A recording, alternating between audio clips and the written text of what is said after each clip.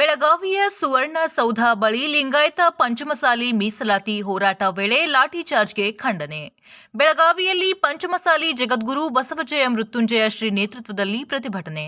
ಬೆಳಗಾವಿಯ ಗಾಂಧಿ ಭವನದಿಂದ ವೀರರಾಣಿ ಕಿತ್ತೂರು ಚೆನ್ನಮ್ಮ ವೃತ್ತದವರೆಗೆ ಪ್ರತಿಭಟನಾ ಮೆರವಣಿಗೆ. ಲಿಂಗಾಯತರ ಮೇಲೆ ಲಾಠಿ ಚಾರ್ಜ್ ಮಾಡಿಸಿದ ಸಿಎಂ ಸಿದ್ದರಾಮಯ್ಯ ಕ್ಷಮೆ ಕೇಳಬೇಕು ಎಂದು ಘೋಷಣೆ. ಒಬ್ಬ ಪಂಚಮಸಾಲಿ ಕೋಟಿ ಪಂಚಮಸಾಲಿ ಲಿಂಗಾಯತ ವಿರೋಧಿ ರಾಜ್ಯ ಸರ್ಕಾರಕ್ಕರ ಧಿಕ್ಕಾರ ಎಂದು ಘೋಷಣೆ. ಲಾಠಿ ಚಾರ್ಜ್ ಮಾಡಿದ ಪೊಲೀಸ್ ಅಧಿಕಾರಿಗಳ ವಿರುದ್ಧ ಕ್ರಮ ಕೈಗೊಳ್ಳುವಂತೆ ಒತ್ತಾಯ.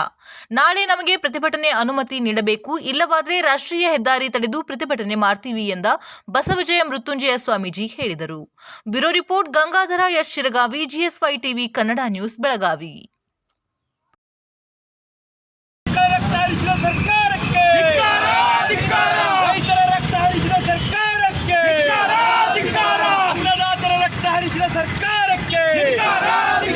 ಲಿಂಗಾಯತ ವಿರೋಧಿ ಸರ್ಕಾರಕ್ಕೆ, ಲಿಂಗಾಯತ ವಿರೋಧಿ ಮುಖ್ಯಮಂತ್ರಿಗೆ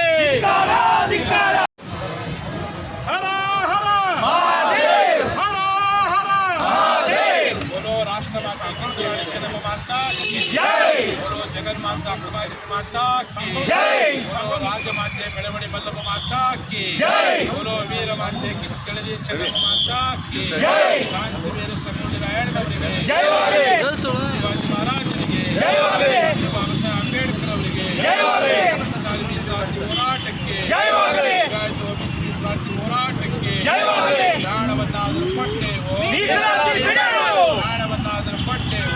ಸರ್ಕಾರದ ಲಿಂಗಾಯತ ವಿರೋಧಿ ನೀತಿಯನ್ನು ಖಂಡಿಸಿ ನಮ್ಮ ಸಮಾಜಕ್ಕೆ ಮೀಸಲಾತಿಯನ್ನು ಕೊಡಲಿಕ್ಕೆ ಸಾಧ್ಯವಿಲ್ಲ ಎಂದು ನಂಬಿಕೆಗೆ ದ್ರೋಹ ಬಗೆದ ರಾಜ್ಯ ಸರ್ಕಾರದ ನೀತಿಯನ್ನು ಖಂಡಿಸಿಬಿಟ್ಟು ಅಮಾಯಕರ ಮೇಲೆ ಹಾಕಿರುವಂತಹ FIR ಕೇಸನ್ನು ವಿತ್ಡ್ರಾ ಮಾಡ್ಕೋಬೇಕಂತೇಳಿ ಆಗ್ರಹಿಸಿ ಪಂಚಮಸಾಲಿ ಹೋರಾಟವನ್ನು ಸಂವಿಧಾನ ವಿರೋಧಿ ಅಂತ ಹೇಳ್ತಕ್ಕಂಥ ಮುಖ್ಯಮಂತ್ರಿ ಹೇಳಿಕೆ ಹಿಂಪಡಿಬೇಕು, ವಿಧಾನಸಭಾಧ್ಯಕ್ಷರು ಕಡತದ ನಿರ್ಮೂಲನೆ ಮಾಡಬೇಕು ಮತ್ತು ನಮ್ಮ ಸಮಾಜದ ಮೇಲೆ ಮಾನನಷ್ಟ ಮಾಡಿದ ಪೊಲೀಸ್ ಅಧಿಕಾರಿಗಳನ್ನು ಸಸ್ಪೆಂಡ್ ಮಾಡಬೇಕು ಅಂತೇಳಿ ಆಗ್ರಹಿಸಿ ಇಂದಿನಿಂದ ಧರಣಿ ಸತ್ಯಾಗ್ರಹವನ್ನು ಜಿಲ್ಲಾಧಿಕಾರಿಗಳ ಕಚೇರಿ ಮುಂದೆ ಮಾಡಬೇಕು ಅಂತ ನಾವು ತೀರ್ಮಾನ ಕೈಗೊಂಡಿದ್ದೀವಿ. ಆದರೆ ಜಿಲ್ಲಾಧಿಕಾರಿಗಳು ಇವತ್ತು ನಮ್ಮ ಮುಖ್ಯ ವಾಹಿನಿಯಲ್ಲಿರ್ತಕ್ಕಂಥ ನಮ್ಮ ಹೋರಾಟ ಸಮಿತಿಯ ಮುಖಂಡರಾಗಿರ್ತಕ್ಕಂಥ ನರಗುಂದ ಶಾಸಕರಾದ CC ಪಾಟೀಲ್ ಮೂಲಕವಾಗಿ ಮನವಿ ಮಾಡಿಕೊಂಡಿದ್ದಾರೆ. ಇವತ್ತು ಮಧ್ಯಾಹ್ನದವರೆಗೆ ನೀವು ಧರಣಿ ಸತ್ಯಾಗ್ರಹವನ್ನು ಗಾಂಧಿ ಭವನದಲ್ಲಿ ಮಾಡಿರಿ, ಮಧ್ಯಾಹ್ನದವರೆಗೆ ನಾವು ಸ್ಥಳಾವಕಾಶ ಕೊಡ್ತೀವಿ ಅಂತ ಹೇಳಿದರೆ ನಮ್ಮ CC ಪಾಟೀಲ್ ಮಾತಿಗೆ ಬೆಲೆ ಕೊಟ್ಟು ಚೆನ್ನಮ್ಮ ಸರ್ಕಾರ ಇವತ್ತು ಮಾರಾಟ ಮಾಡಿ ಗಾಂಧಿ ಭವನಕ್ಕೆ ಧರಣಿ ಸತ್ಯಾಗ್ರಹ ಮಾಡ್ತೀವಿ. ಮಧ್ಯಾಹ್ನದವರೆಗೆ ನೀವೇನಾದರೂ ಸ್ಥಳ ನಿಗದಿ ಮಾಡದೆ ಹೋದರೆ, ಸ್ಥಳ ಏನಾದರೂ ಕೊಡದೆ ಹೋದರೆ ನಾಳೆ ರಾಷ್ಟ್ರೀಯ ಹೆದ್ದಾರಿ ಬಂದಿನ ಮುಂದೆ ನಾವು ಸತ್ಯಾಗ್ರಹ ಮಾಡಲಿಕ್ಕೆ ತೀರ್ಮಾನ ಮಾಡಿದ್ದೀವಿ. ಅಂತಹ ಒಂದು ಕಠಿಣವಾಗಿರ್ತಕ್ಕಂಥ ತೀರ್ಮಾನಕ್ಕೆ ಬರೋದಕ್ಕೆ ಮುಂಚಿತವಾಗಿ ಜಿಲ್ಲಾಧಿಕಾರಿಗಳು ಕೊಟ್ಟ ಮಾತಿನಂತೆ CC ಪಾಟೀಲ್ ಹೇಳಿ ನಮ್ಮ ಸ್ಥಳಾವಕಾಶ ನಾವು 4 ಡೇಸ್ ಕೇಳಿದ್ದೀವಿ. ಒಂದು ಜಿಲ್ಲಾಧಿಕಾರಿ ಕಚೇರಿ ಮುಂಭಾಗದಲ್ಲೇ ಕೊಡ್ರಿ, ಸಾಹಿತ್ಯ ಸಭಾಂಗಣದಲ್ಲಾದರೂ ಕೊಡ್ರಿ, ಸಂದರ್ಭ ಗ್ರೌಂಡಲ್ಲಾದರೂ ಕೊಡ್ರಿ, ಅಥವಾ ಈ ನಗರ ಪ್ರದೇಶಕ್ಕೆ ತೊಂದರೆ ಆಗೋದು ಬೇಡಪ್ಪ ಅಂದರೆ ಹಿಂದೆ ನಾವು ಕೊಂಡೇಸ್ಕೊಪ್ಪದಲ್ಲಿ ಏನು ನಮ್ಮ ಸಮಾಜ ರಕ್ತ ಹರಿಸಿದ ಸರ್ಕಾರ ಆ ಪ್ರದೇಶದಲ್ಲಾದರೂ ಕೊಡ್ರಿ ಅಂತ ನಾವು ಸರ್ಕಾರಕ್ಕೆ ಆಗ್ರಹ ಮಾಡಿದ್ದೀವಿ. ಧರಣಿ ಸತ್ಯಾಗ್ರಹ ನಿರಂತರ ನಡೆಯುತ್ತೆ.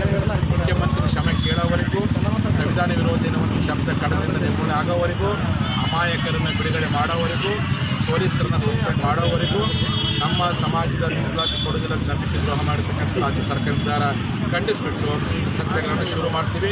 ಇವತ್ತು ಬೆಳಗಾವಿ ಜಿಲ್ಲೆ ಜನತೆ ಬಂದು ಭಾಗವಹಿಸ್ತಾರೆ. ನಾಳೆ ಗದಗ ಜಿಲ್ಲೆ ಮತ್ತು ಕೊಪ್ಪಳ ಜಿಲ್ಲೆಯಲ್ಲಿ ಬರ್ತಾರೆ. 18ನೇ ತಾರೀಕು ಬಾಗಲಕೋಟೆ, ವಿಜಯಪುರ ಜಿಲ್ಲೆ, ಶಿವಮೊಗ್ಗ ಜಿಲ್ಲೆ, ದಾವಣಗೆರೆ ಜಿಲ್ಲೆಯಲ್ಲಿ ಬರ್ತಾರೆ.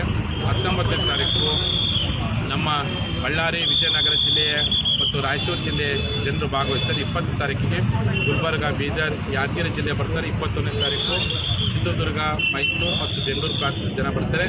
ನಿರಂತರವಾಗಿ ಸತ್ಯಾಗ್ರಹ ಮಾಡ್ತೀವಿ. CM ಕ್ಷಮೆ ಕೇಳೋವರೆಗೂ, ಲಿಂಗಾಯತ ಕ್ಷಮೆ ಕೇಳೋವರೆಗೂ ಈ ಹೋರಾಟವನ್ನು ಮುಂದುವರಿಸ್ತೀವಿ.